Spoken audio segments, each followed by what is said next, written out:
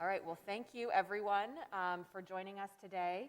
The purpose of today's hearing is to review the 2021 capital improvement budget and the 5-year capital improvements program proposed by Mayor Ginther last week.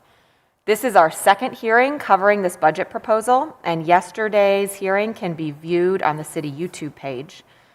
Today we have roughly 15 public speakers, right thereabouts. And so we will move quickly into our department presentation so that we can get to the really important meat of the hearing, which is hearing directly from residents. Our goal is to make these investments open and accessible. So that involves what you hear today from departments. That involves going online and being able to read about the budget, columbus.gov/capital. That involves this open line of communication between the public at public testimony today and the follow-up that occurs from my office and the administration afterwards.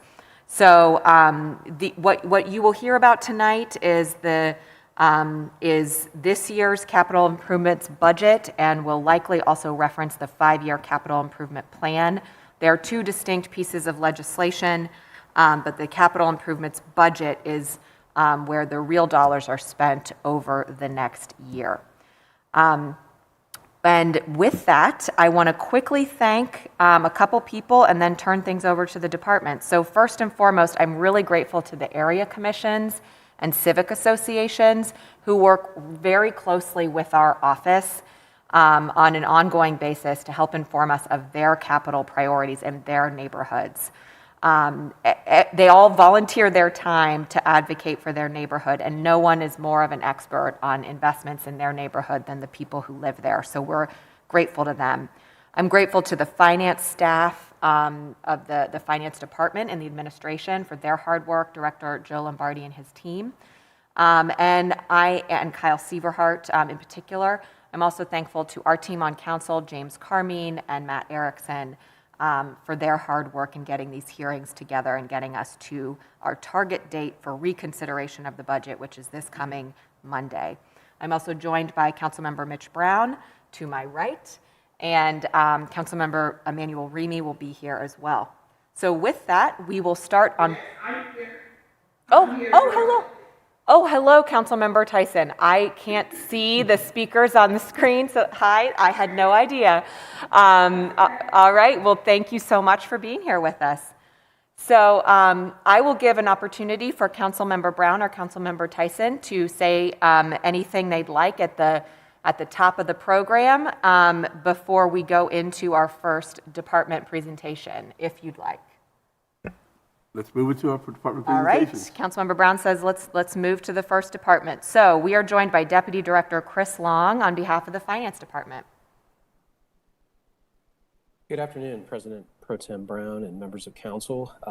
Thank you for this opportunity to present the 2021 capital improvement budget for the Department of Finance. Just a few thank yous to start off the presentation. First, of course, I wanted to thank Mayor Ginther and Chief of Staff Ken Paul for their vision and guidance throughout the process. Of course, President Pro Tem Brown, I would like to thank you and your staff for your leadership and cooperation through this entire process. A special thanks to Council President Harden for his cooperation as well, and all other members of council. Wanted to say thanks City Auditor Megan Kilgore for her partnership, all of our departmental staff here in the Department of Finance, and of course a special thank you to Kyle Sieverhart, who managed the entire process, along with Angela Cousin and Adam Robbins, who were key partners in that process. Before I get into specific departmental priorities, I just want to take a minute to talk about the difference or the distinction between a capital improvement budget, which is a CIB, or a capital improvement plan, which is a CIP. A CIP, or capital improvement plan, which is currently being considered by council, is a 6-year planning document. It covers the period 2021 through 2026. The capital improvement budget, or CIB, is a specific component of that. In this case, it's a 2021 capital improvement budget, which is a component of a larger plan. Our CIB submission for this year includes funding for infrastructure water and sewer projects, parks, streets, affordable housing, among others. A distinction would be our operating budget. That includes items for our daily operations. That's not part of this capital improvement budget request, and that process is currently running its course and will be presented to council next month. So how do we pay for capital improvement budgets? We do largely through the financial strength of our city and our taxing ability. In 1956, a policy was established for what we call the 25% set aside. That's where 25 cents of every dollar of income tax that's paid to the general fund is set aside for debt service. And these funds are deposited into a fund that we call the Special Income Tax Fund, and is kind of commonly known here in city government as the SIT.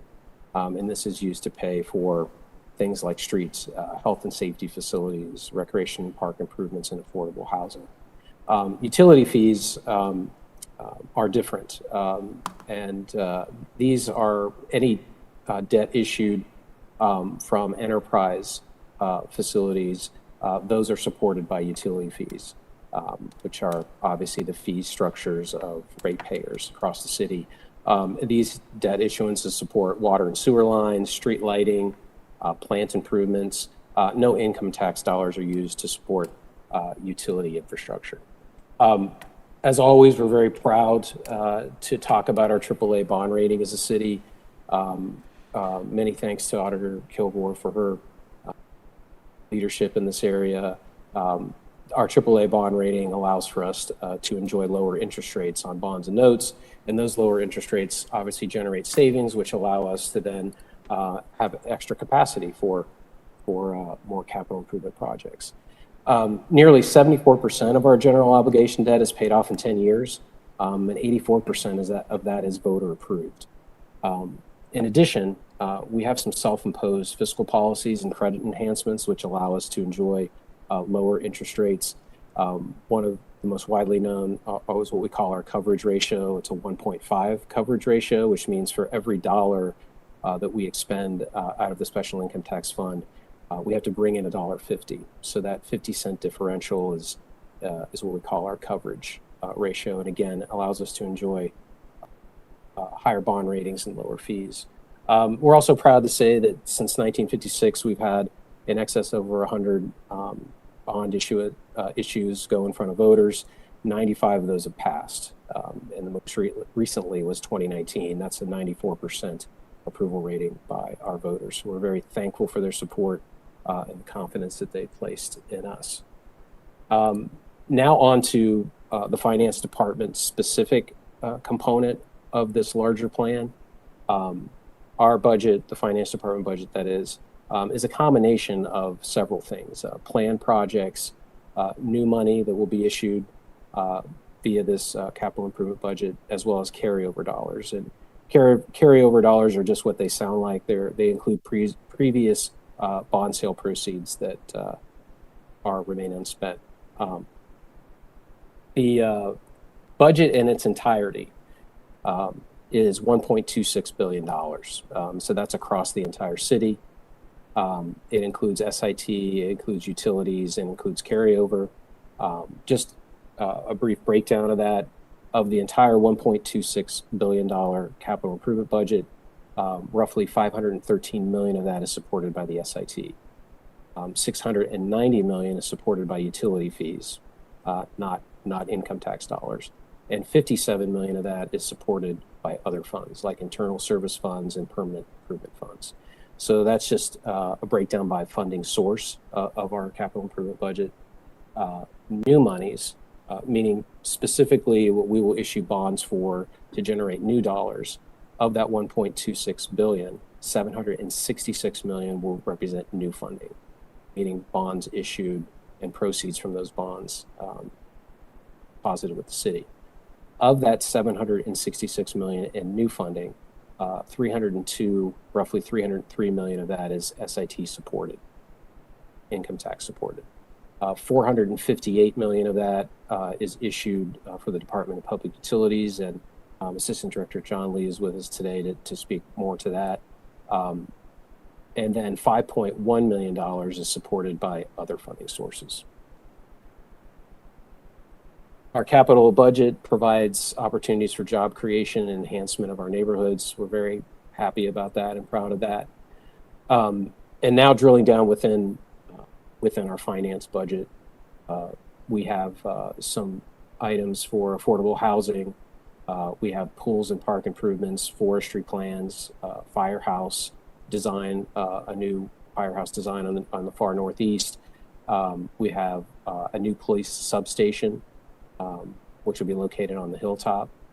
We have a design of real-time crime center and 911 dispatching, neighborhood safety cameras, improvements to infrastructure in our neighborhoods, as well as other miscellaneous improvements. And you'll hear much more about those things here today as our other speakers discuss their particular departments. In terms of next steps, Council is currently considering this legislation on November 1st, and upon passage of the budget, the Department of Finance and Management will work with the city auditor to size up the bond sale and determine bond pricing dates. That concludes a general overview of the mayor's 2021 capital improvement budget. If it's okay with you, I'd like to provide an overview of just the finance department's component of the larger budget. Sounds good. Great. So of the larger $1.26 billion capital improvement budget, the finance department has a smaller piece of that we use for departmental projects. It's $74.9 million is set aside for the finance and management department. Of that, $50.9 million would be considered new money, would be subject to a new bond sale.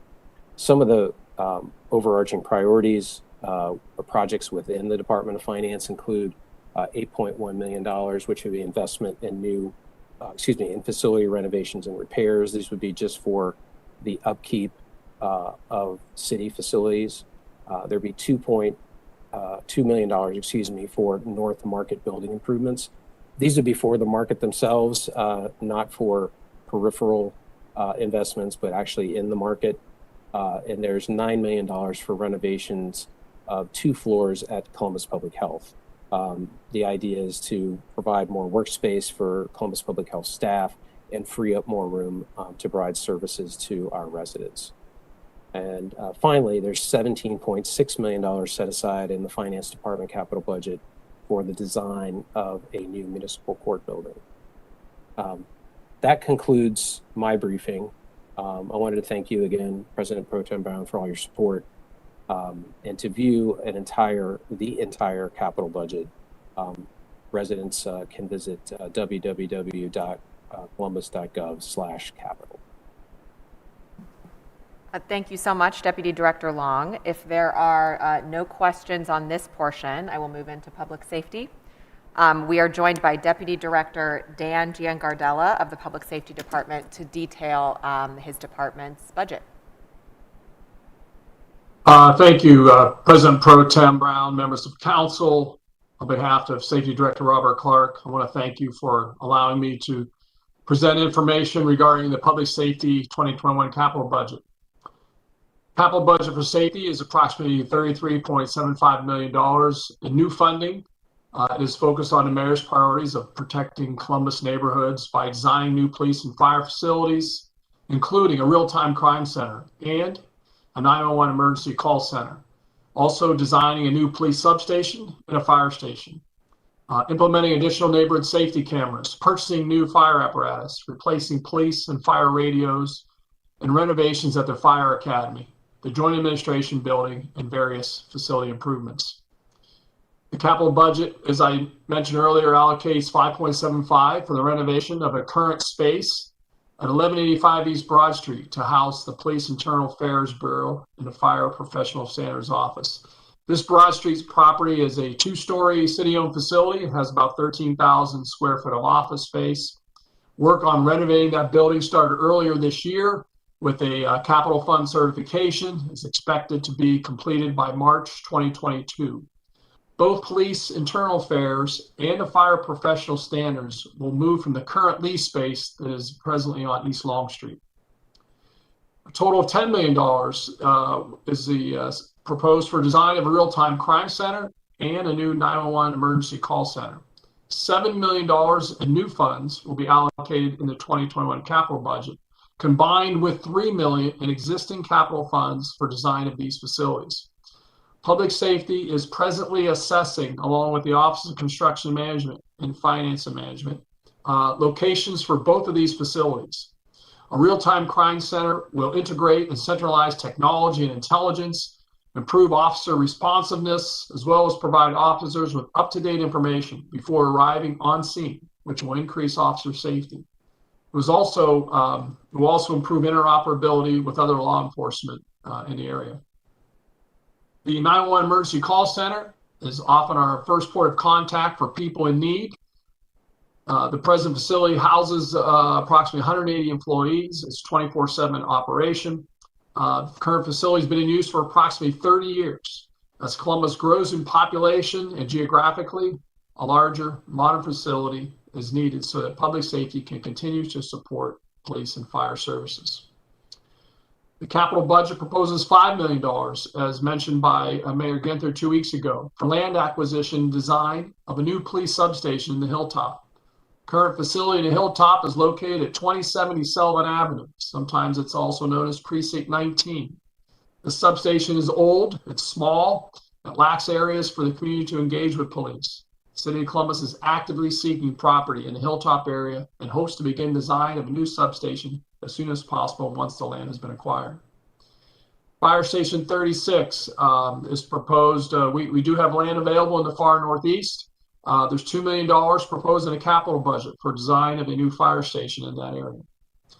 The capital budget also proposes $6 million in new funding for fire apparatus. Consistent and substantial funding for fire apparatus results in more reliable and new emergency response equipment on the street, ensuring optimum response times for the public.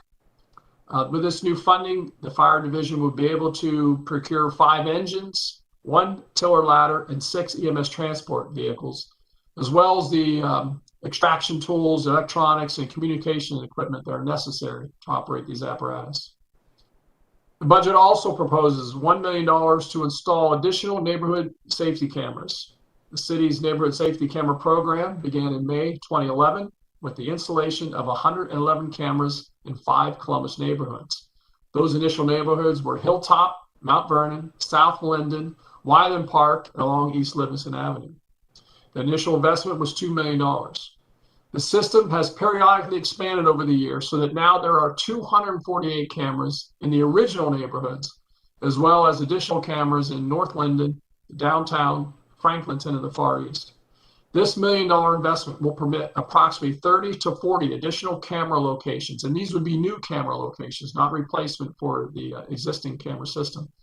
Obviously, that would depend on available connective infrastructure and technology that needs to be in place when we install them. The Department of Public Safety has approximately 80 additional locations that have been identified either by Columbus Police or neighborhood groups as potential future camera sites. Capital budget also proposes $2 million for new 800 megahertz radio equipment. All fire apparatus are equipped with multiple mobile radios. Every Columbus police officer is equipped with a 800 megahertz radio. Likewise, nearly all other public safety vehicles are equipped with a radio. This investment would enable us to replace approximately 400 of these devices that have reached the end of their useful life. Police and fire facility renovations, these would be general renovations. There's $3 million proposed in a capital budget for that, for police and fire facilities. Fire division has 34 fire stations, and police has nearly 20 precinct facilities. There's a number of general renovation improvements, pavement restorations, generator replacements, HVAC upgrades, roof and window replacements, security and life support upgrades that need to be done in these buildings periodically.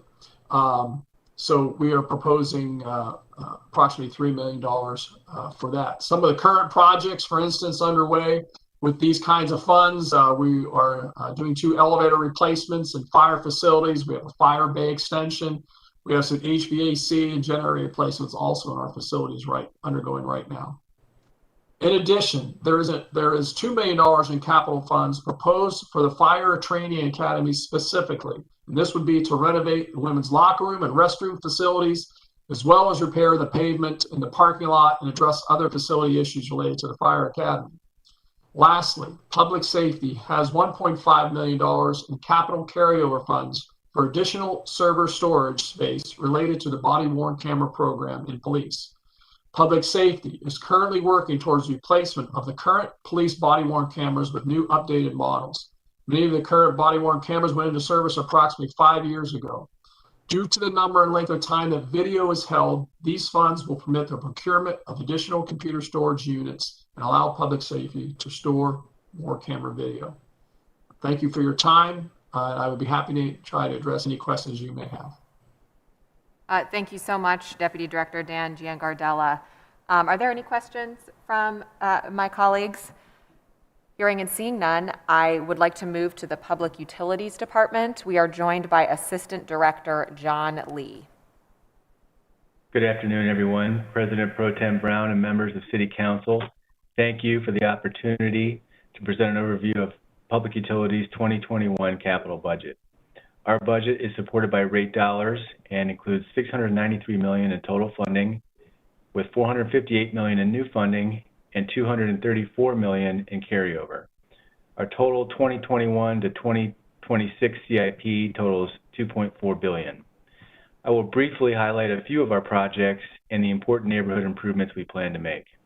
On the sewer side, we continue our Blueprint Columbus program and have $115 million allocated in the budget. We continue our work in Linden, Hilltop, Miller-Kelton, and the 5th by Northwest areas. Improvements include lateral lining of sewers, green infrastructure installations, new sump pumps, and roof and downspout redirection projects. These will help eliminate some flooding concerns in those areas, basement backups, and help meet our EPA requirements.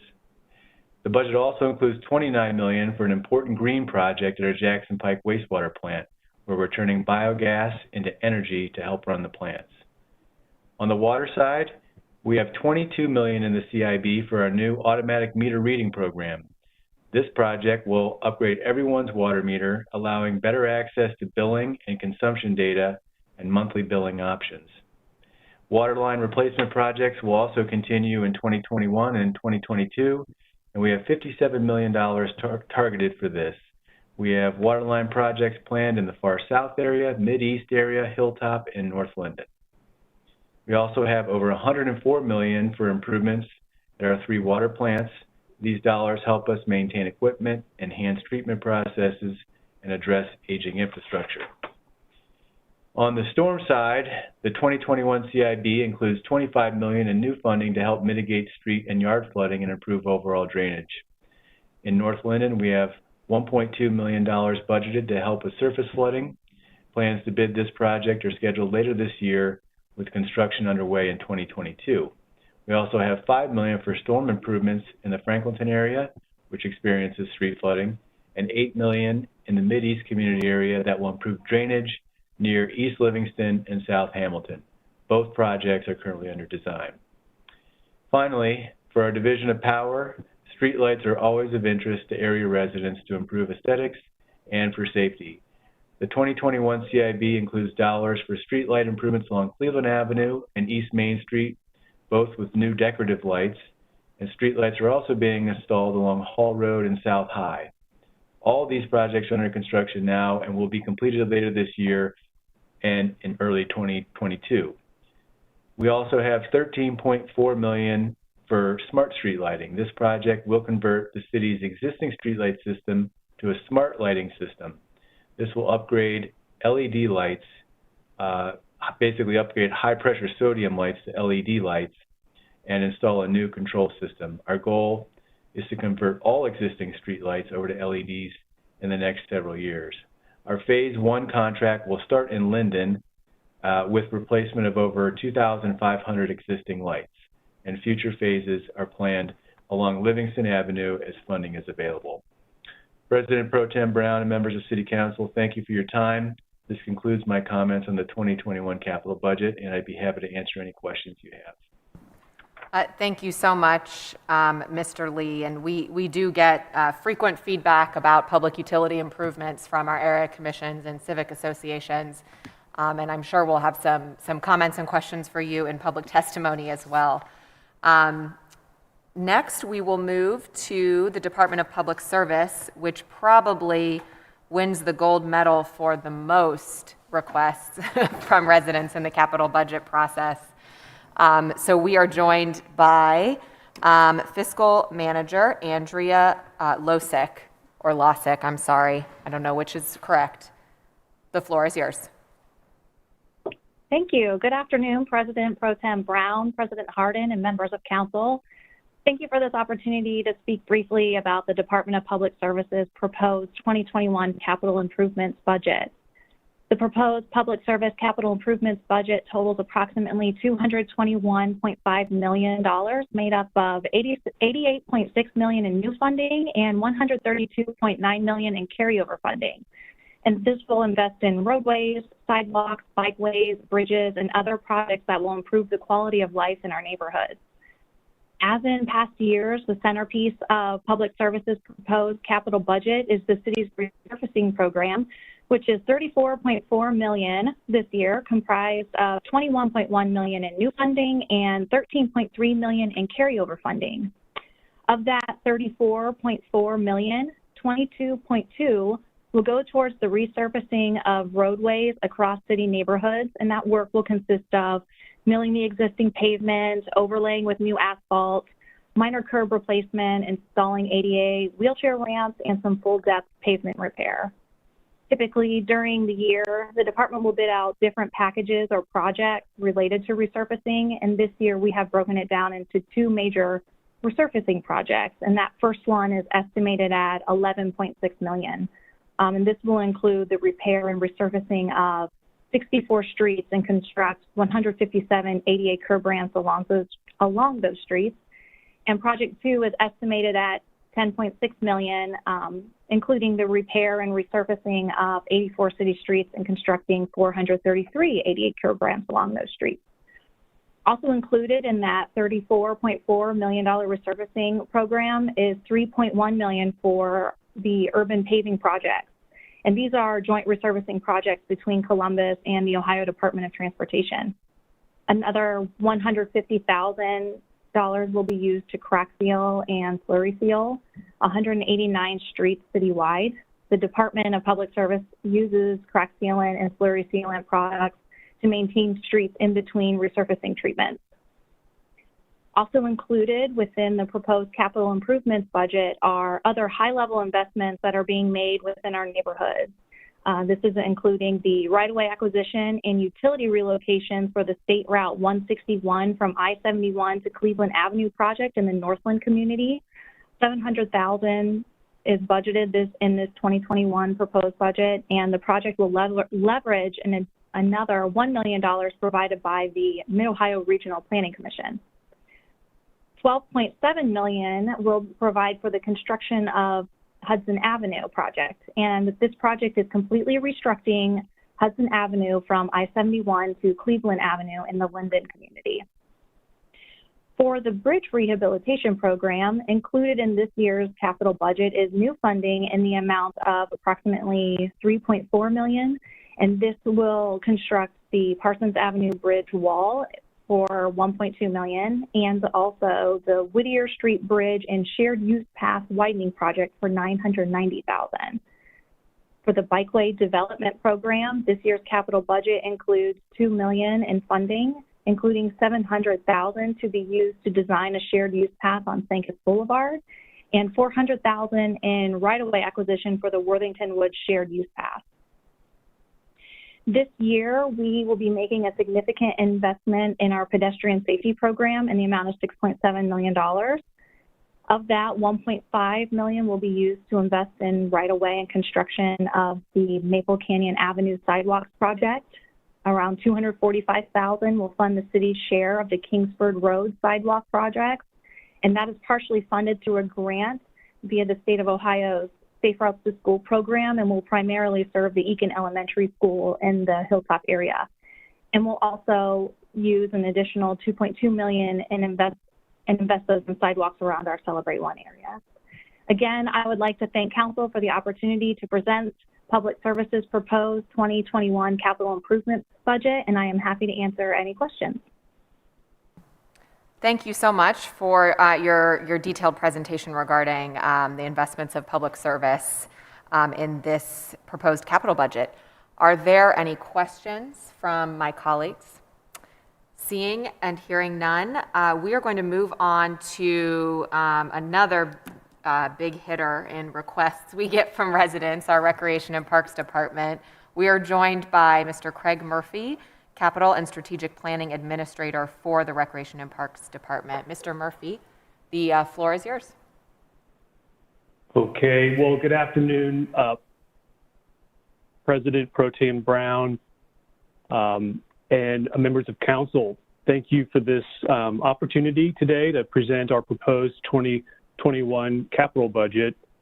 And I'd like to begin by, as we always do, in sharing what our mission is of our department, because it's at the heart of everything that we do.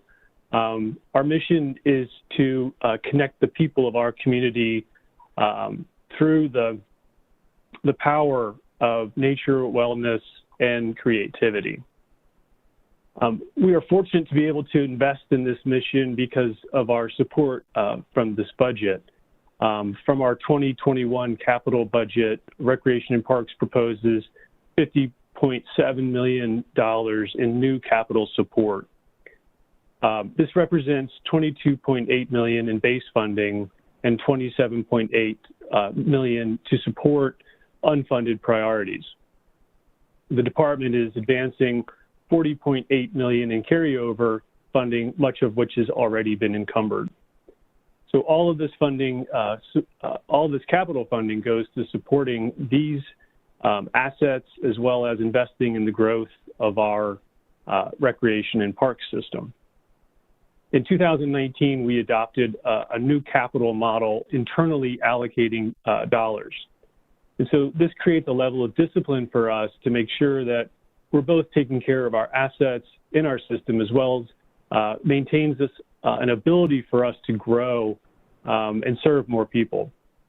The idea for this came from looking at a report from the National Parks and Recreation Association, where they provided a record of how cities our size across the country spend capital dollars in their systems. We thought it made sense to utilize that based on their model. So as we continue to kind of go through our capital budget, one of the things I wanted to share is how we utilize these dollars from a renovation perspective. So we have, we've divided up our pie, and now we utilize our capital budget. 10.9 million is about 48% of our capital budget. And those dollars go towards things that are, supporting our some of our forestry department, our forestry section. So renovation goes towards the taking care of what exists in our current system. So that's equipment for forestry and park maintenance, bridge and culvert improvements, such as the Olentangy Greenway Bridge. That'll be one of the investments we make. Tuttle Park, bridge improvement. Big Run is another culvert improvement as well. Hard surfaces such as sports courts, walking paths, parking lots. We have street tree improvements such as planting, removals, and stump grinding. We have HVAC improvements in our facilities. That's updating. Annually, we update and grow and improve our HVAC systems and building envelopes. Roof and building envelope improvements include Bill McDonald Athletic Complex, Mental Memorial, Westgate, Big Run, and Brentnell and Whetstone. Annually, we also make energy efficiency upgrades with our lighting program. And so at Blackburn Gym and Barrack Gym, we're converting the lighting system there to LED, and that'll help with reducing our operating costs as well as improving the lighting and energy efficiency in those buildings. Woodward Sports Park, Woodward Sports Court, as well as security lighting will be installed. Big Run Park will have lighting, improved lighting, Marion Franklin and Scioto Southland as well. With the renovation budget, we also utilize those funds to help with the indoor flooring, playground replacements. So at 9 locations across Columbus, we'll be replacing playgrounds. We do park amenities, both small and large scale, so everything from park signage to picnic tables to large drainage improvement projects as well. We involve in our renovation budget the recreation team, so asking them sort of what are some of the priorities within our capital, within our community centers. And so we have 15 locations where we will be installing gym dividers, as well as at Tuttle Park, we'll be improving the hockey rink, which is currently under design. Let's see, capital on the new development side. So while we're taking care of our existing assets, we're also growing our portfolio. We dedicate $5.7 million towards the growth of our system.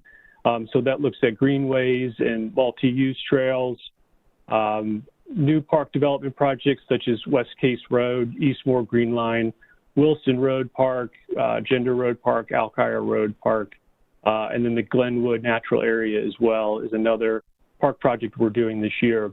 We're also introducing a new concept around redesigning some of our existing parks.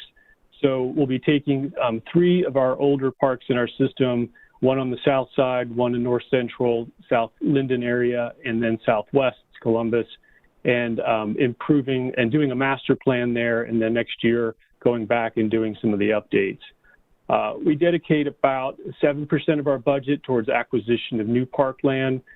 Since doing this in 2019, we've been able to acquire about 200 acres of parkland for future parkland development or conservation.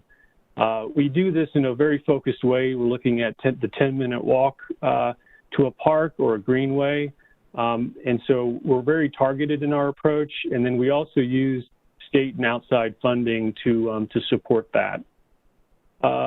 Additionally, we have what we call small and large projects. It's about 13% of our budget, and it's very similar to renovation. It's taking care of our 12 indoor and 20 outdoor rental facilities, athletic complexes, and many of our sports courts and golf courses.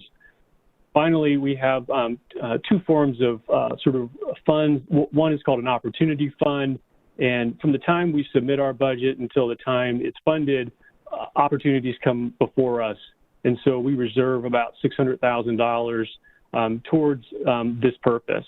And if in the event nothing comes up or it doesn't take that much money, we have multiple shovel-ready projects that are ready for green light at a certain point in the year. We green light those projects and move them forward. And very similarly, we utilize about 4% of our budget for emergency funds. If something were to come up between the time we submit our budget, it allows us to be reactive quickly and responsive so that we can quickly get to that. And on the highlight side, we're doing about $6.4 million in park improvement projects, $6 million in Glenwood pool construction. This is a really important project for us, both the Glenwood pool construction and the Windsor pool construction, together about $12 million investment of capital dollars. Those pools are both under design now. We've done a community process and gotten feedback on what those pools can look like.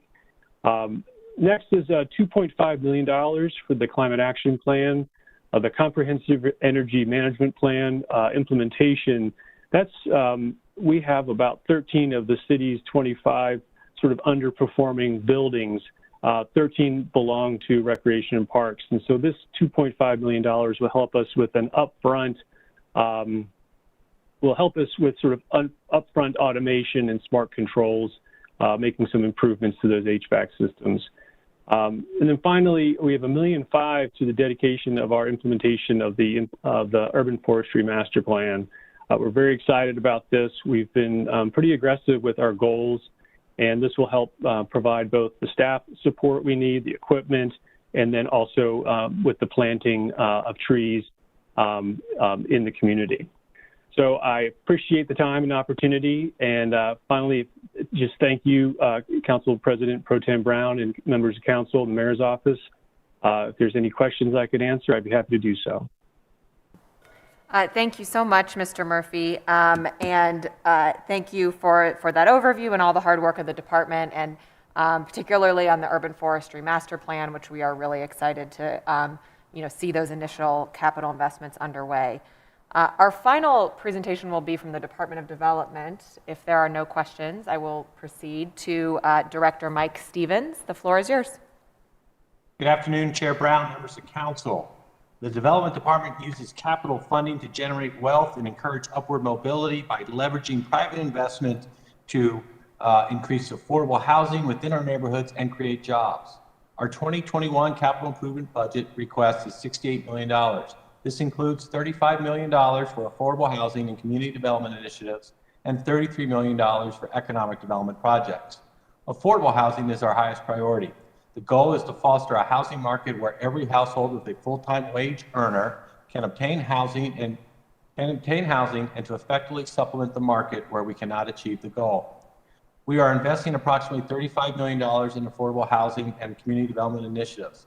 This investment is made up of $17 million in carryover funds and $18 million in new funding. Community development initiatives include $2 million for our annual housing preservation program. This program is designed to increase the local supply of decent, safe, and sanitary housing and decrease the number of vacant properties in our neighborhoods. In addition, we are creating a $250,000 fund for a home repair program in the Southfield neighborhood. As a note, I'm often asked the difference between our housing preservation funds and our affordable housing funds. Housing preservation funds are for homeowner development and are used to help homeowners make necessary repairs. Affordable housing funds are invested in the construction of new residential units to increase the supply of housing. Lastly, I'd like to talk about our public-private partnerships program, or P3. Through the P3 program, the city makes targeted infrastructure investments that leverage private investment to support the city's economic development efforts. These projects are designed to create new employment centers, revitalize neighborhoods, and spur job creation. The partnership approach of the city has been critical to our continued growth.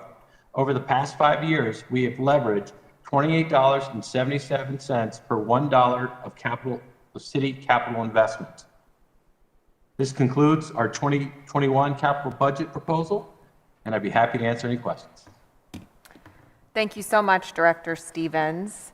And I know there was a big announcement today about bond dollars being utilized for affordable housing. The announcement that the mayor and Councilmember Favor took part in, is that reflected in this capital budget proposal, or are those dollars separate and apart?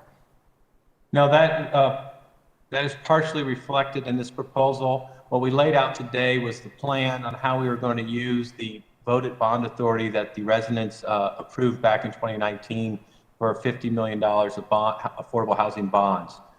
We are really targeting using those dollars to close the gap, the financial gap in low-income tax credit projects. So to make sure those projects become a reality, we are participating with the affordable housing developers to result in new units. We anticipate that we're going to have approximately 1,000 new units being constructed or starting construction here in the next year to 18 months using those dollars. Thank you, Director. And to connect the dots there for folks listening, if you remember in Deputy Director Chris Long's presentation at the beginning, he referenced the difference between the types of capital authority that we have, some being backed by enterprise debt, backed by utility fees, that enterprise debt, and then some being backed essentially by a vote of the people. And the people have backed our debt in the city of Columbus every year since for quite a while now, and I'm not going to say the number and get it wrong, but for for decades now they've backed our debt, which allows us to do things like go to voters and say our goal is 50 million for affordable housing. So thank you, Director Stevens, for helping us explain how that breaking news relates to this budget.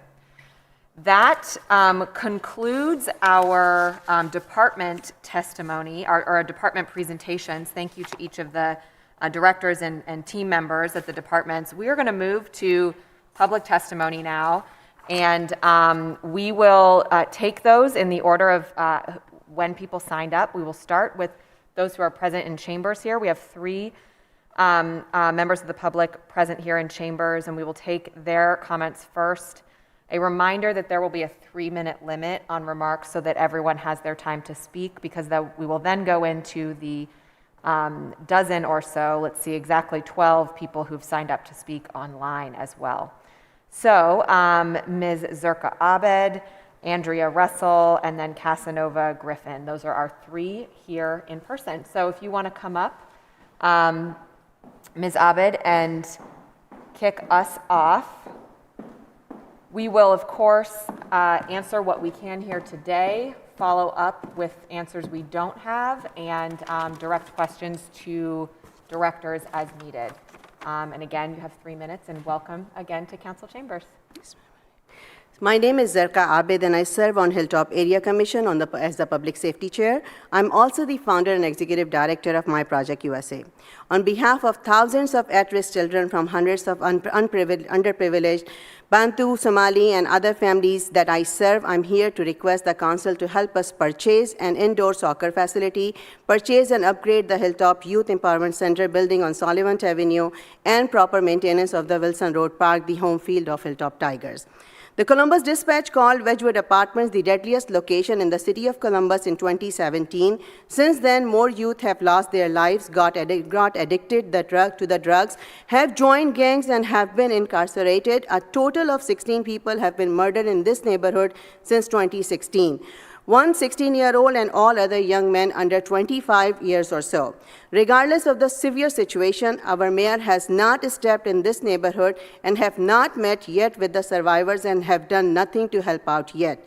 If it were not the support of past and current members of the Columbus City Council in the form of the partial funding to our soccer program, we would not be able to address the violence and had not saved hundreds of the kids. We truly appreciate President Pro Tem Brown, President Hardin, and all of you for your support and constant presence in the support of Hilltop Tigers and other initiatives. So thank you. Unfortunately, the situation is far grave after the pandemic. Crimes and violence have gone up. We know the Hilltop Tigers soccer program might have cut the pipelines of the gangs, but without a proper indoor soccer facility and a fully funded youth center, it is impossible for us to continue saving these kids during long winter. These apartments are home to approximately 2,000 children. Those kids do not have access to fields and indoor facilities of the adjacent Wedgwood Middle School and Eaton Elementary after school and during summer. This includes the mini soccer field that was installed by the crew. As Mama Zerka of those precious children, I'm asking you to please help me through substantial capital and program funding that would save these beautiful and bright children, many of whom are now rising as soccer stars in the city. In the last 7 years, I, along with my soccer coaches and other volunteers, have worked tirelessly to stretch whatever smallest amount we have received from the city and donors. We have proven that our programs work. We have been patiently waiting for the city to take some solid actions in addressing the situation, but we don't see anything. No department's presentation even mentioned the plight and challenges of our children today or yesterday. I'm here to tell you today that we are running out of time and energy. The risk is so high that I kept working next to my dying mother and could not grieve enough after her death because I needed funds to be able to rent indoor soccer facility on every single night of the winter. Each time we canceled a program, our children ended up in gangs, jails, or were dead. We worked with Columbus Police Division, and due to that positive experience, we know that our solution is more investment in solid youth programs offered in fully funded facilities run and managed by the people from the community. Thank you. Thank you so much, Sister Zerka, for your testimony and your work on behalf of young people on the Hilltop. I really appreciate the ability to work with you on the Hilltop Tigers program, and I understand the need for more investment into physical facilities on the Hilltop too. The new substation mentioned in the Public Safety Department's presentation is a physical investment in safety that should be community-centered on the Hilltop.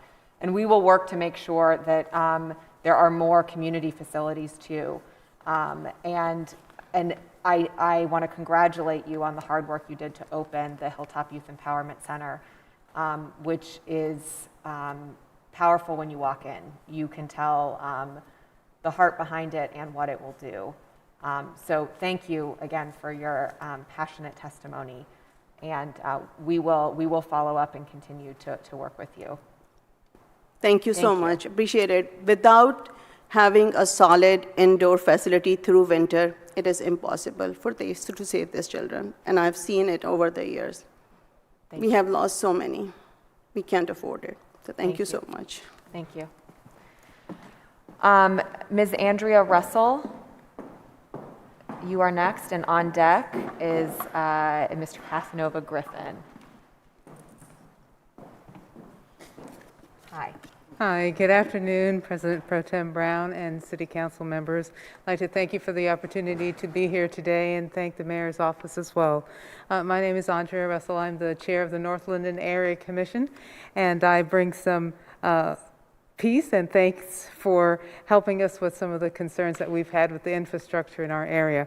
I just want to say we did submit our capital budget concerns for sidewalks and street lights, and also we have a recent development. There have been some concerns about removing some medians that may be causing a problem for the fire department north of Weber on McGuffey, and that's between Weber and Oakland Park. They have requested that there be some interest as far as assistance from the engineers of the city to find some other traffic calming devices, because what's happening is the residents are trying to avoid the medians and they're jumping the curb and going into residents' yards. So that's something that the perhaps we can include in some traffic calming devices in the capital budget. I'd also like to say that we thank you for the improvements coming for the street lights, changing them to the LEDs.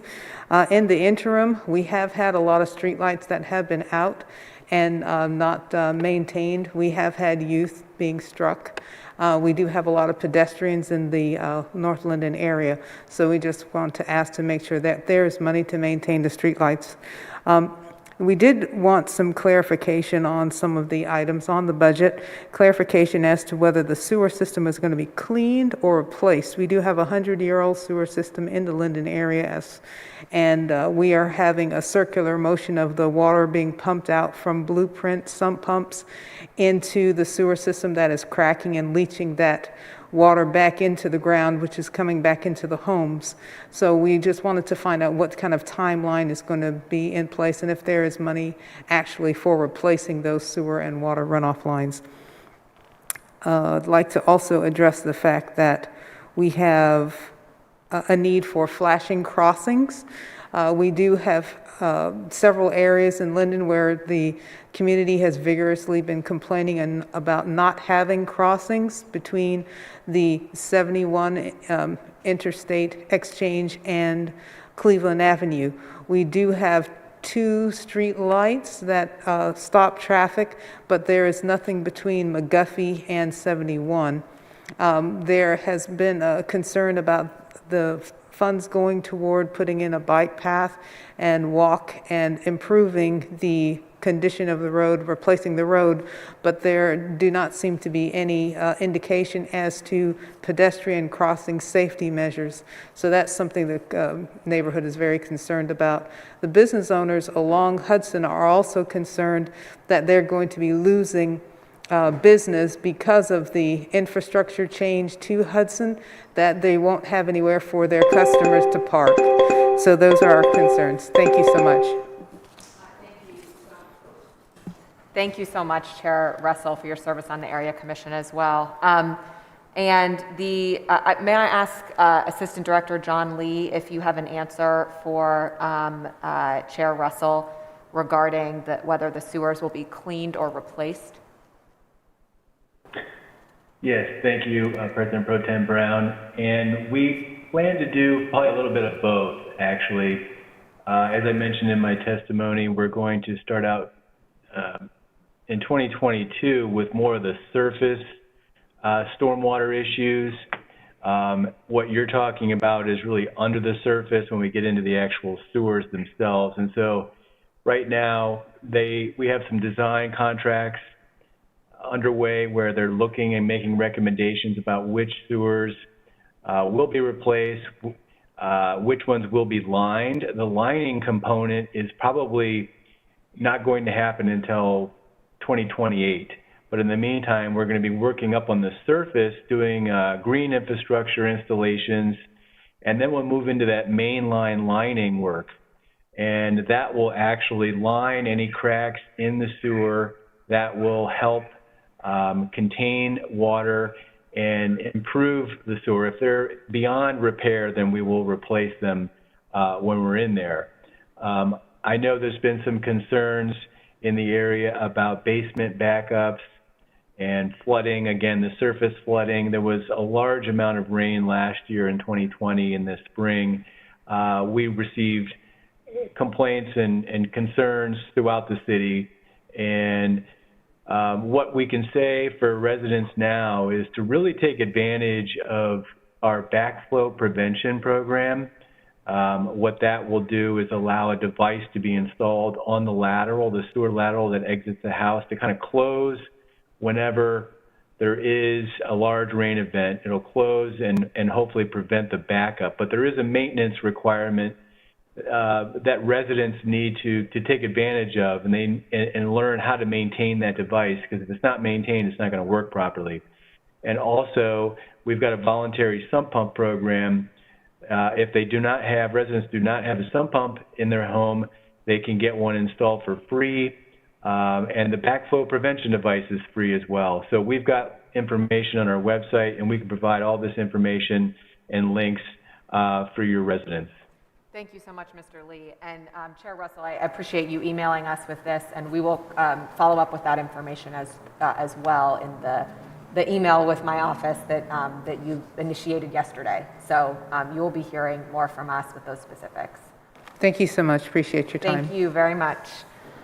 Thanks for coming down to council. Casanova Griffin, you are up. And then online, Alicia Ward is on deck. And David Votero is, in the hole? Is that the next correct sports metaphor? Okay. Mr. Griffin, here we go. Good evening, Chair Brown and Council. My name is Casanova Griffin. I'm with Connect Multimedia Group. We're an organization that deal with a lot of the violence in the community at night. Our program is geared toward the night. One of the biggest things that we found is that the problems is that nobody's really gearing toward the nighttime, which about 45%, according to Columbus PD statistics, most of that crime is happening at night. And so our plan, what we do is we go out there, we get them, and then we find places to place them. So while you all are asleep in your homes, we're pushing to stop them from vandalizing your homes, breaking in your cars, robbing. One of the key areas that we've been looking at and we deal with, we got about 50 volunteers that we go out. We're targeting OSU area. You know, there's been a lot of break-ins, a lot of robbery over there. They put the safety lights up there just so people can see. So the reality is that the nighttime programming is needed. Most of the programs and rec centers, they close at roughly around 8 o'clock or so, 5 o'clock or so. And so we're geared toward doing that. I understand the mindset of a lot of these young people that don't have fathers, that, you know, and broken homes and those things. I came from all of that. And so I want to be a success story to them to say, you know what, no matter what your circumstances are, no matter what has happened to you, you can still rise above and become a law-abiding citizen in our society. And we've partnered with, we sit on the board of the Linden Safety Committee. We also have partnered with Help for Homelessness and Beyond. We also doing some partnerships with Urban League, and we're doing a lot to work with the other organizations, because if we do it together as a whole, we'll be able to, you know, accomplish less lives being lost. And we've stopped them from killing each other, shooting each other. We've stopped them from robbing out there, and we just want to grow that. And we will be seeking, you know, council just for funding for that to grow what we've already done and make it more sufficient to do it. Thank you so much, Mr. Griffin, for your testimony. And we did connect with Ms. Roxy, sent us an email. So we have that information, and that particular program is a little more geared towards the operating budget. But you also are hitting on a very important I think point, which is that physical investments in our neighborhoods, ways that we uplift how our neighborhoods look and feel to residents, are part of what keeps us safe. We have to run good programs. We have to create safe spaces.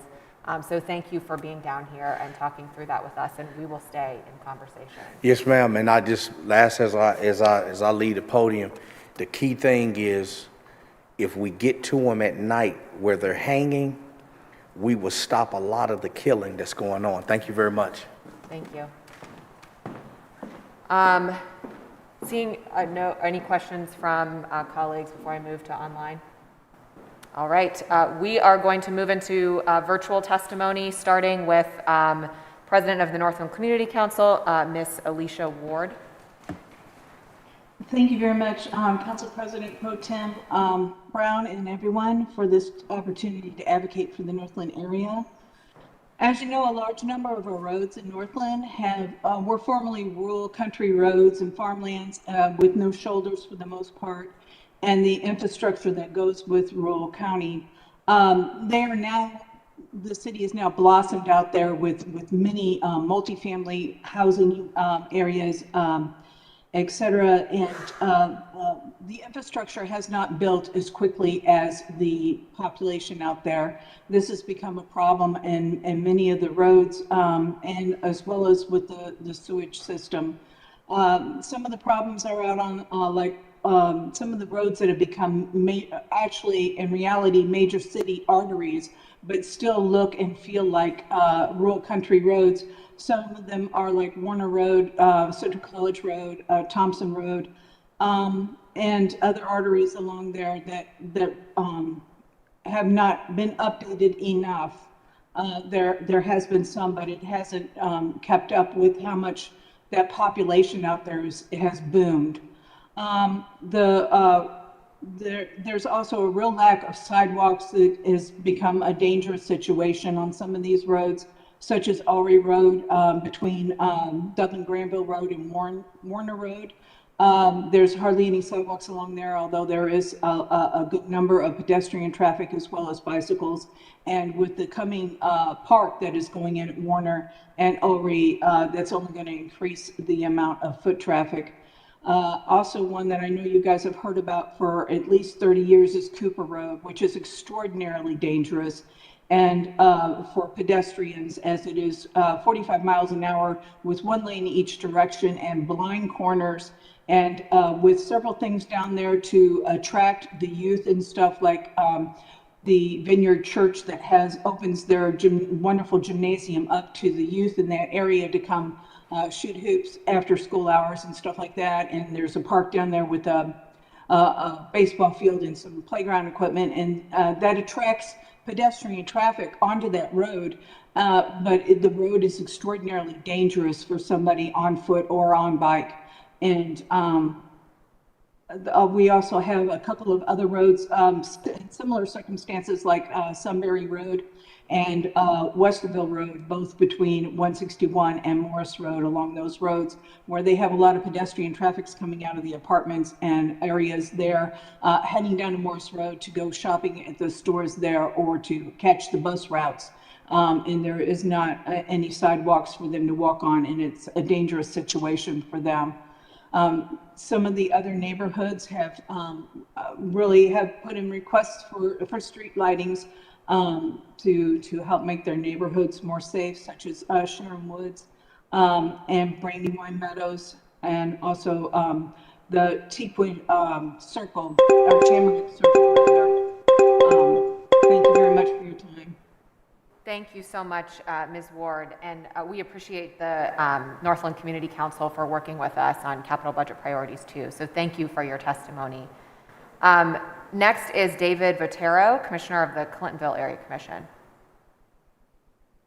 Thank you, President Pro Tem Brown and council members. I'm grateful for the opportunity to talk with you today about ask for the city's consideration for needed investment in the Clintonville area as the city works to finalize its upcoming capital improvement budget. We confess to being somewhat off balance in our efforts to keep pace with the development of the capital improvement budget, understanding that the process this year needed to respond to the unprecedented challenges of the pandemic and has unfolded differently this year than in past. Clintonville is fortunate to be a neighborhood filled with active, engaged residents who contribute to the health of the community in many ways, including service to the community. Our commission is supported by important committees who assist the commission in expanding the base of its citizen involvement and to expand our understanding of the community's needs. Recently, our Planning and Development Committee conducted an extensive survey of over 900 residents with an interactive polling in an effort to connect with residents to understand their concerns regarding conditions in our neighborhood. The responses were used to create heat maps to identify common areas of concern. The responses were also interpolated with previous study work related to the mobility plan produced by our Planning and Development Committee and adopted by the Commission as a working document. The needs that I summarize today build upon the research and work of our committees and the actions and advocacy of the Commission over the past several years. The concerns are built atop a series of still unrealized and long-delayed projects still pending under the Urban Infrastructure Recovery Fund.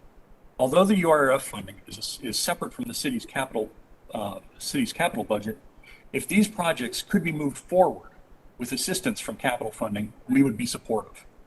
In addition to the possibility of supporting the URF projects, we would request an expanded set of sidewalk improvements as outlined in our mobility plan and requested by residents that focus on developing safe routes to public and parochial schools in the neighborhood. These requests include repair and improvement of sidewalks and both marked crosswalks and signalized crosswalks in school areas. We also request an improved schedule for alley repair and repaving in addition to the scheduled paving in our neighborhood roadways. We urge a budget increase for the already planned repaving of Indianola Avenue to include traffic calming and curb work and improved pedestrian crossings, which may not have been considered in the original scope definition. We ask the city to include costs associated with the planning and feasibility of developing a horn-free zone along the CSX and Norfolk and Southern rail lines, running the entire length of our community on the east side. We request that the city extend the bikeway network north of Morse Road along Indianola Avenue as part of the mobility plan. We also ask the city to complete sections of the mobility bikeway network which better connect our community with our neighbors to the east and to the west across I-71 and the Olentangy River with improved walkability and bikeable connections. We also ask the city to include funds for the Recreation and Parks Department to expand its services in the Clintonville area, including parks improvements and the acquisition of additional park area whenever possible. We encourage funds to create additional covered shelters in neighborhood parks such as Sharon Woods.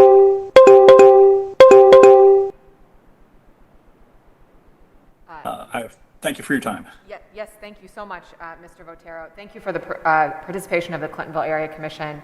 not only in the way that you so comprehensively survey residents, but also in cataloging those and making sure we at council are able to track and follow those priorities. So thank you for being present today too. Yes. And thanks for your leadership on council. Absolutely. So next we have Dan Fagan, and on deck is Michelle Jameson, and in the hole is Jenny Kepler. Mr. Fagan, are you on the line? Okay. We will move to Michelle Jameson with the South Linden Area Commission. Jenny Kepler, you are on deck, and Michael Aaron, you are in the hole. Good afternoon, Pro Tem Brown and the rest of City Council. My name is Michelle Jameson, and I am a resident of Linden, a South Linden Area Commissioner, and the founder and director of Hands of Hope Columbus, which provides reentry support and assistance to individuals that have been incarcerated. I am here today to represent South Linden in regards to ask for the capital budget meeting. We are asking at this time that you implement speed bumps on Blake Avenue and any of the other 27 streets that have been affected by the two-way conversion. This is to control excessive speeds. Many of us have witnessed firsthand the dangers increased of traffic speeds on both the residential and arterial surfaces of the road in our neighborhoods while commuting to work and while working from home. We're also asking for the installation of more visible signage. We are all concerned about our children and pedestrians being struck. Linden McKinley High School sits on Duxbury and Dresden at the top of Blake Avenue, and Watch Kids Grow Academy at the bottom of East Blake Avenue, adjacent to Cleveland. In addition, there are also two alleyways on both ends of Blake Avenue which do not have any signage at all.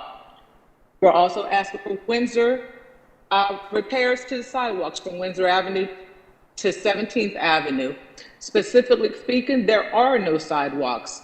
Providing sidewalks would increase safety and walkability while reducing potential injury from vehicle and cyclists. I did hear regards to the swimming pool. We are asking for Douglas Rec Center to have a swimming pool, an indoor swimming pool. This would ensure access year-round. There is currently an outdoor pool which is being, I believe, renovated. However, it's unfortunate that the pool is closed regularly during seasons for repair, maintenance, and other issues. There are currently no indoor swimming pools in the Linden community at the recreation and parks, but this could be a first. Also, we're asking for access for more walkability at the Maloney Park walking trail. Right now, it is overgrown. The ground is rutted and uneven. There's poor lighting and poor maintenance there. Also, we're asking for expanding of funds for small businesses and minorities for Black, brown, and other colors in the Linden community, nonprofit organizations to help businesses grow and to get youth off of the street. Lastly, we're asking for you to create a community-based program, specifically out of community centers, to educate homeowners about gentrification and increasing taxes. Many senior residents and homeowners run the risk of losing their homes due to default by increasing taxes annually. Many people have taken out second mortgages on their home, and there are also needs to be programs for home repairs for seniors, not based on income, resources for those who aren't in the poverty tax range on a non-income based basis. I thank you for your time today, Pro Tem Brown, and the rest of City Council. I thank you. Thank you so much, Commissioner Jameson, for joining us and detailing those priorities, a couple of which relate to our operating budget, so we will make sure that that's also reflected in the South Linden priorities for operating, particularly on the programming concerns at the end. So thank you very much.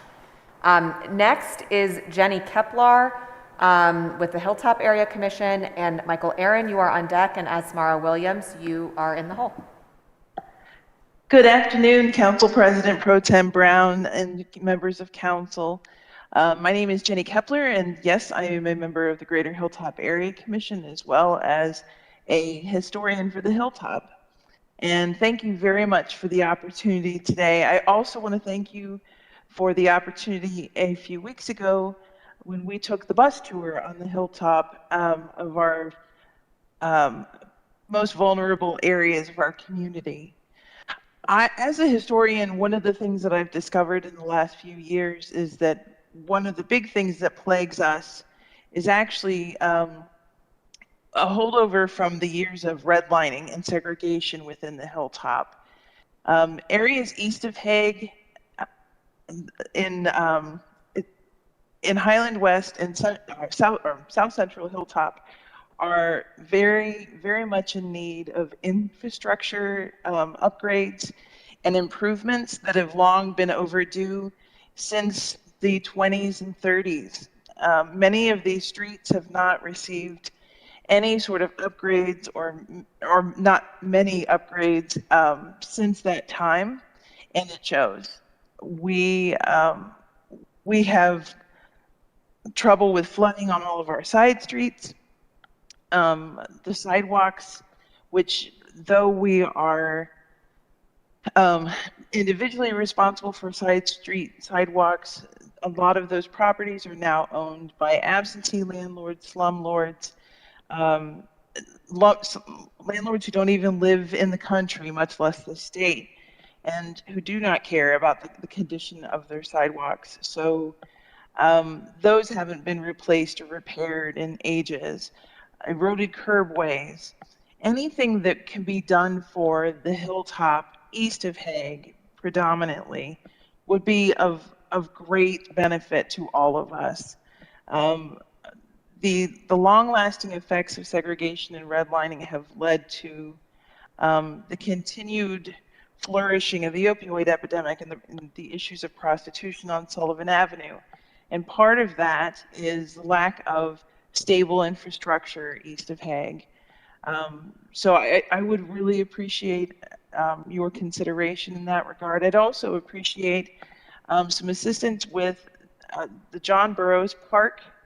The new improvements that are proposed for the park do not include water, electricity, or any sort of amenities that would be conducive for holding events there. It is a heavily used park by the immediate community. That's where our cleanups are hosted for South Central Hilltop. There are no restroom facilities there. So that has been requested by members of the community as well. I thank you so much for your time. Thank you for giving us your consideration. Thank you for all the time you've spent visiting the Hilltop. And that's all I have to say today. Thank you so much. Thank you for your advocacy for the Hilltop and for joining us when I know some colleagues and I were out there for the bus tour, and we are checking into the concern, just on your last point, checking into the concerns on Burroughs Park. It is a CCS property. And the city is sort of leading it. So we'll have a response for you on that one soon. I think you maybe have contacted us in the past about it, so we will follow up. Next is Michael Aaron. Asmara Williams, you are on deck, and Janet Cahill, you are in the hole. Ms. Williams, or Mr. Aaron. Hello, Council. Good. Let me mute this so it doesn't reflect. Good afternoon, Columbus City Council. Council Pro Tem Brown and members of council. My name is Michael Aaron, a 25-year resident of Driving Park, and I'm coming today to talk with you about needed infrastructure improvements, streetscape improvements along Livingston Avenue, improved lighting, and assistance, structural assistance for businesses along Livingston Avenue. This stretch of Livingston Avenue from 18th Street till Nelson Road has been long in need of this type of improvement. About 10 years ago, the structural improvements at the intersection of Parsons and Livingston created a beautiful scene that we now see live and happening along Parsons Avenue.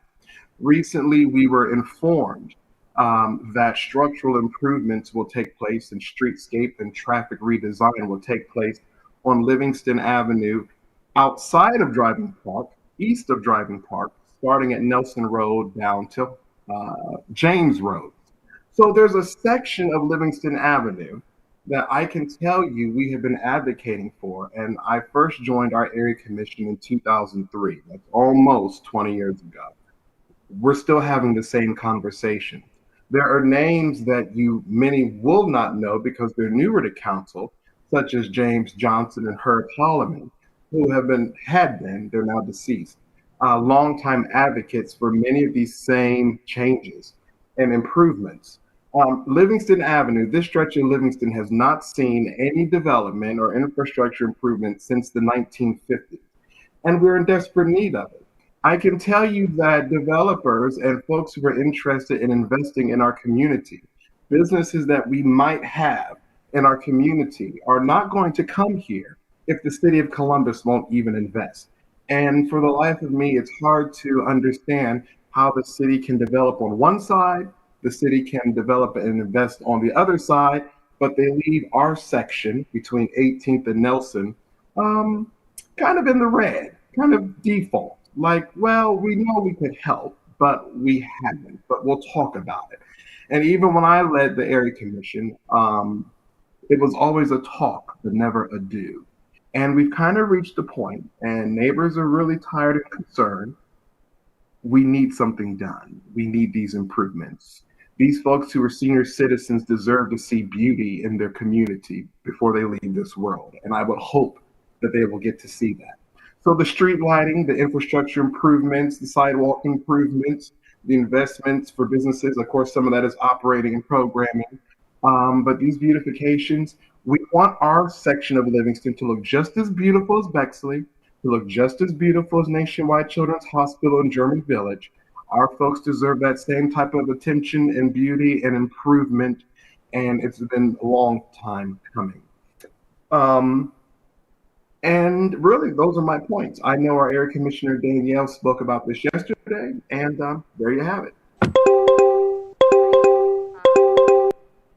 Thank you so much, Mr. Aaron. Yes, Ms. Dillard was here, and we were able to follow up on her testimony yesterday, and we can share more in detail in writing, but essentially, our intent is to fund the study of this portion of Livingston using UIRF dollars from the 2021 capital budget. So we will have a study of this stretch to think about that design work that it will take to do these improvements. I really appreciate your passion and her passion.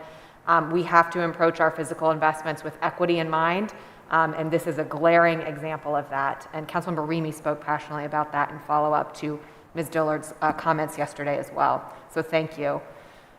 Next is Asmara Williams. Janet Cahill, you're on deck, and Becky Walcott, you are in the hole. Ms. Williams. Good afternoon, Council and Chair Pro Tem Brown. My name is Asmara Williams. I am with the North Central Area Commission, and I just wanted to address some of the improvements that we were interested in having developed within our community. We are looking to improve the Tralee Center and get that building repaired and up and running so that the community can use it. And as well as Marie Moreland Park to get an additional shelter placed at that park. We're also looking to resurface a lot of the streets within the community. We have submitted our improvement list, but we really would like to focus on Fifth Avenue, Leonard, Woodland Avenue intersections. They desperately need, there's constant drainage issues, as well as there's an issue with the bridge. We would also like installation of sidewalks placed on Sunbury Road from Eastern Glen and Mott. And we are also looking to have cameras placed on Woodford Avenue, where there has been consistent illegal dumping within this community. If we could get a permanent camera placed, I'm sure we would be able to catch more dumpers, as when we do have the camera placed, they the city has been able to actually track down the people who are illegally dumping in the community. And we would really like to limit that. Another thing that we would like to focus on is in the American Addition area. I purchased a new build home, and this was supposed to be a development of approximately 125 homes. That development has not been completed. I believe we have less than half of what was proposed for the community. So we would like to get a developer out here to finish off the community and get it completely developed. Also, as a community, I'm sure as Northland and surrounding communities can attest to, we're a food desert. We do not have access to a grocery store, a pharmacy, or even financial services, banking in the North Central area. There was recently opened in Linden, there was a community produce market that was open that provides pharmacy services as well. But we have a broad community where incomes range between $15,000 to $100,000. And a lot of people do not fall below income. Therefore, that produce stand is not of service to people who are not below income. We need to have access to a grocery store. Hello? Ms. Williams, sorry, that was the 3-minute timer. You can finish your sentence if it, I think, cut you in the middle of one. Thank you. Thank you. But I would like to see some investment within the community to have access to a grocery store and financial services. If you do not have access to a vehicle, it is extremely difficult. You either have to go down to the campus area or out to Whitehall or to Easton to get groceries. And if you do not have a vehicle, it is extremely difficult. Thank you. And thank you.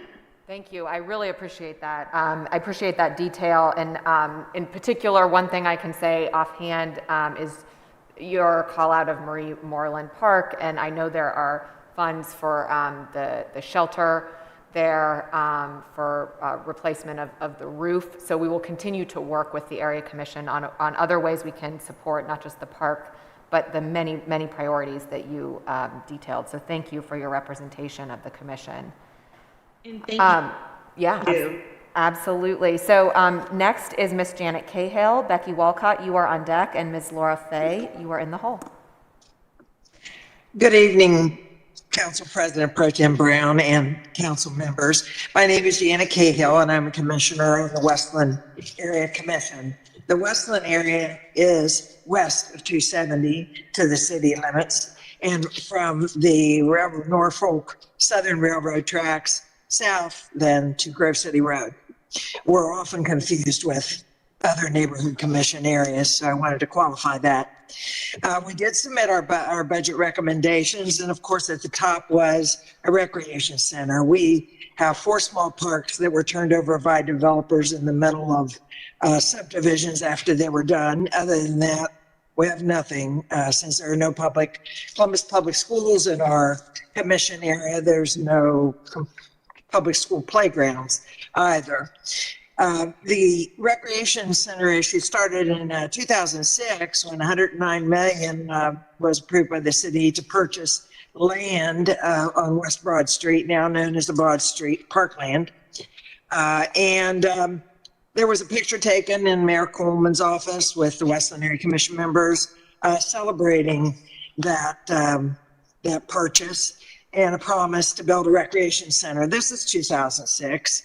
Now, in 2008, there was a bond, a $1.66 billion bond package approved to, which included recreation and parks.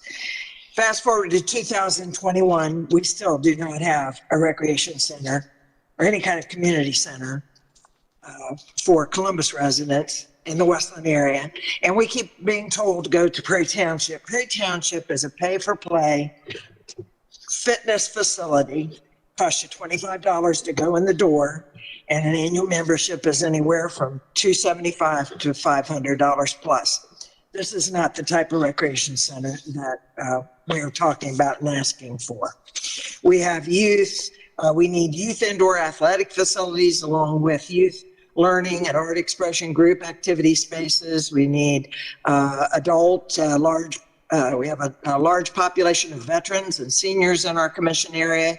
We need indoor meeting areas and group activity space for those citizens, outdoor recreation facilities like baseball fields, tennis courts, soccer fields, playground areas, skateboard areas, basketball courts. They are not to be found in the Westland area. You may have heard of recent riots at Westland High School with several gangs, and this is what happens when that's the only outlet and there's no place to go. So we encourage you to look at providing recreational activities in the Westland area. Community groups, commissions, and council outreach programs like you often have don't have a space to meet in the Westland area either. As a matter of fact, the Westland Area Commission doesn't have a meeting space. I will go on to ask for repaving of the roads that we mentioned in our proposed budget request. We also need. Ms. Cahill, I know that 3 minutes goes by so fast. I will tell you what I've got in front of me is the full list of 17 requests from the commission. So believe me, they are not lost on us. And I really appreciate the work that the commission did with our office. I also want to tell you that you will never hear me say to just go to Prairie Township Rec Center. I very much understand what the neighborhood has told me about that as an option. And I do believe from Recreation and Parks, we're hearing that November 3rd is the first working group with residents to talk about facilities in the area and the presence of CRPD facilities. So we look forward to staying tuned to that. And I know that we will stay tuned due to your advocacy and those of the commissioners. We're looking forward to it as well. Thank you. Thank you so much. Next, we have Becky Walcott. Ms. Laura Fay, you are on deck. Mr. Aaron Newman, you are in the hole. And Mr. Joe Motil, you are batting cleanup because you are our last. Okay, then we will go to Aaron Newman and Mr. Joe Motil. You can get ready to be next. Mr. Newman?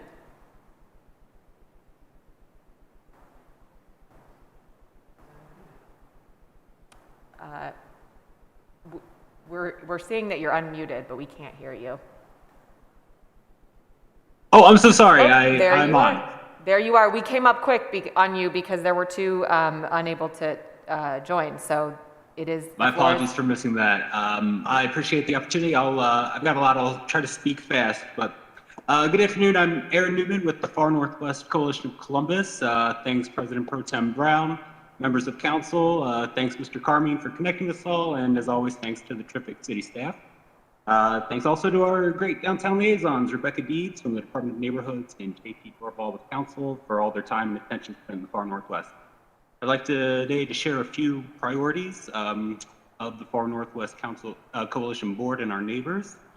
Parks and green space are limited in our area, and many of our neighbors are outside a quick walk to facilities. So we encourage improvements to the few parks and playgrounds we have, as well as such ambitious projects as large acquisitions of a few remaining lots in our area or a new community center on the Hard Road Park site. The Carriage Place and Lozelle Woods community centers are up to 20 or even 30-minute drive away from our neighbors, depending on traffic, making their wonderful services inconvenient or inaccessible. Moreover, as great as they are, their communities are not our community, and the Far Northwest could use a place for ourselves to meet and gather. Like many areas, the Far Northwest has need of public services as well. Several years ago, the city installed sidewalks along Smoky Row Road from Hard Road North to the county line. Time to finish the job and install sidewalks from Hard Road South to Snoffer Road, along which many families and neighbors of limited means reside. So they'll no longer need to trudge through weeds and mosquitoes and snow and mud to the bus stop or to the stores, restaurants, and the Northwest Library along Hard Road.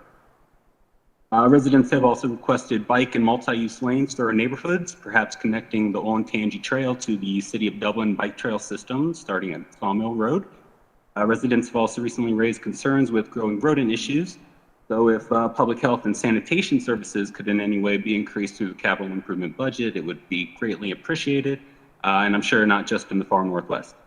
And there are several underdeveloped, inadequate, and potentially hazardous roadways in our area, including the troublesome Billingsley Road, to which I know President Pro Tem Brown and other council members have attended in the past, as well as West Dublin Granville Road on the far northwest southern boundary, a perennial problem around here.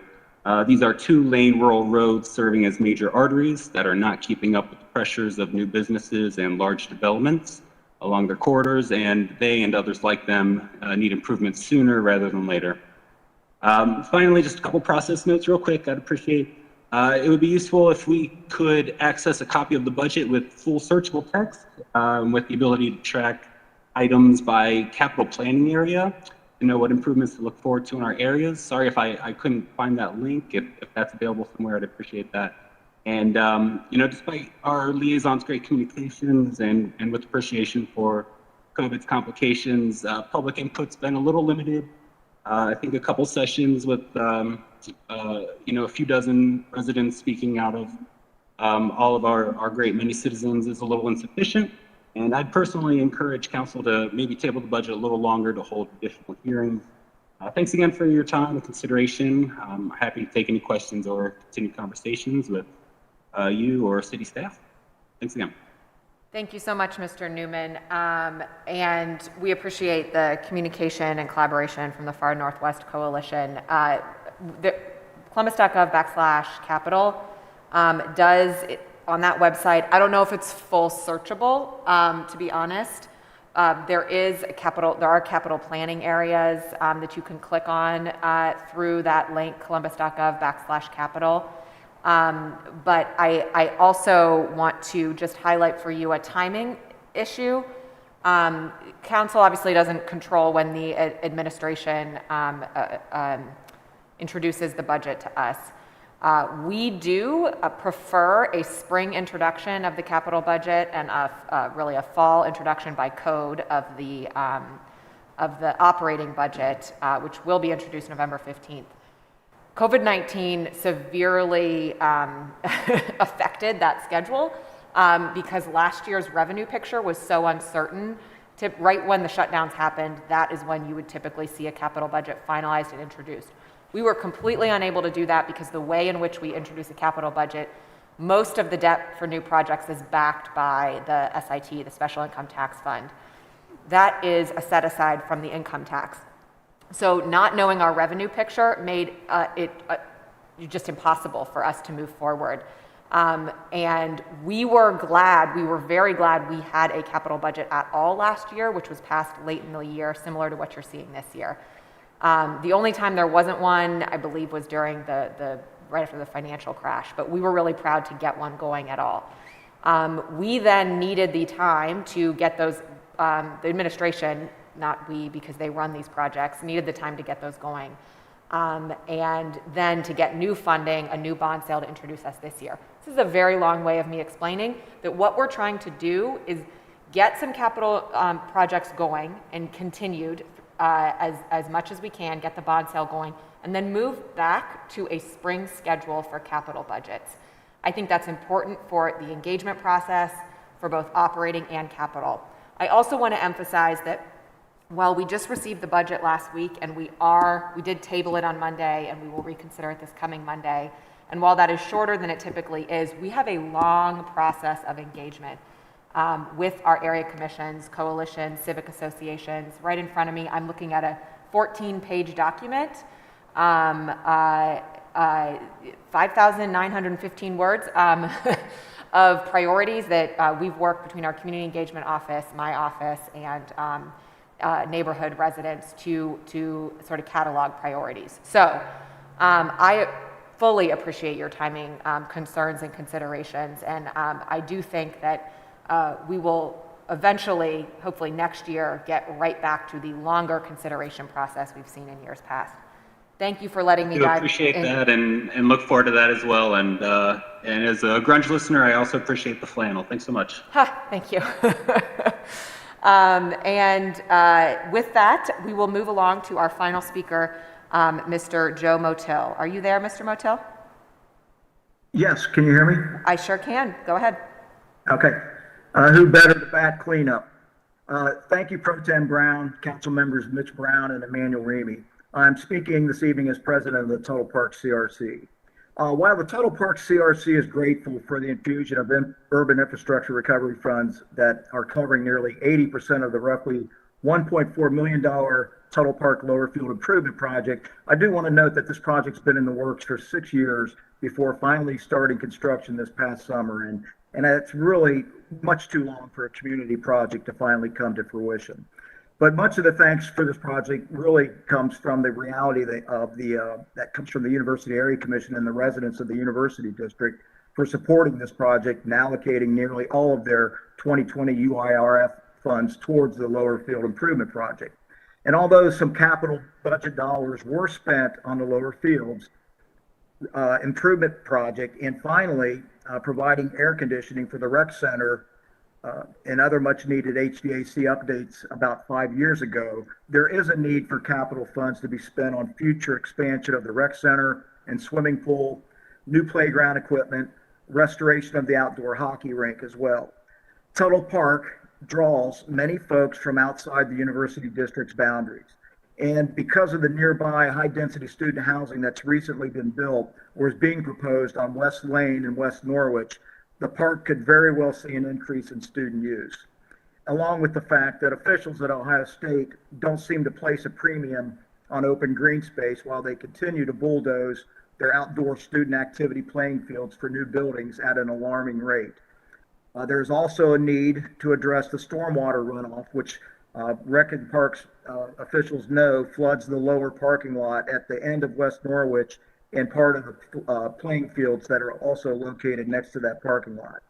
This actually could be done perhaps when there's going to be some stormwater work that's done at the park here in the near future.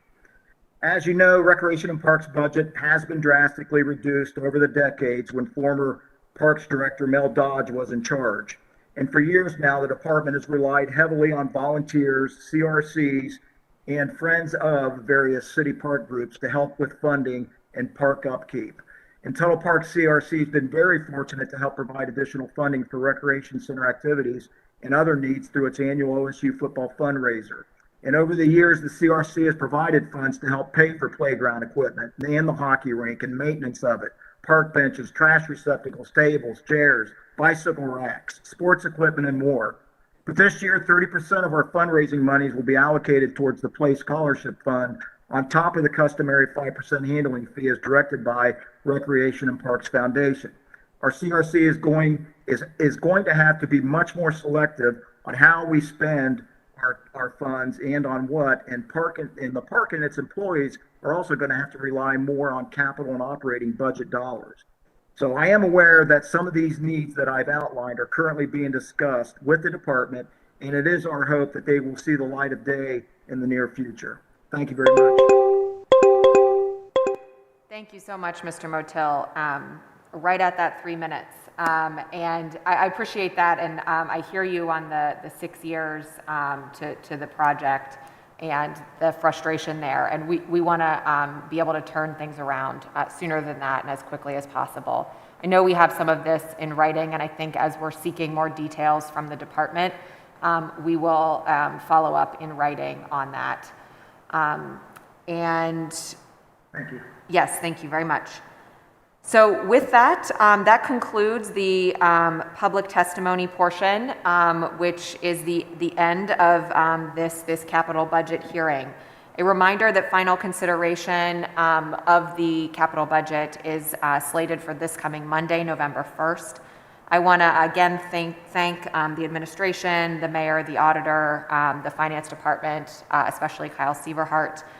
And I really want to thank Mark Carter and CTV and our council team here, Matt Erickson and James Carmine, for their hard work on the capital budget and this hearing. And then also the community engagement team who really helped us get around the city and make sure we were incorporating so many priorities into that 14-page document that we continue to advocate for with the administration when budget priorities are introduced. Thank you to the area commissions and civic associations that are the engine that really keep that going. With that, I want to thank my colleagues for being a part of this hearing process, Councilmember Remy, President Hardin, Councilmember Tyson, Councilmember Favor, Councilmember Dorrance, Councilmember Brown. And I hope everyone has a good evening. And if you are trick or treating, I hope it is very fun and very cute. If you have kids as cute as mine, and also delicious. So have a great night, everyone.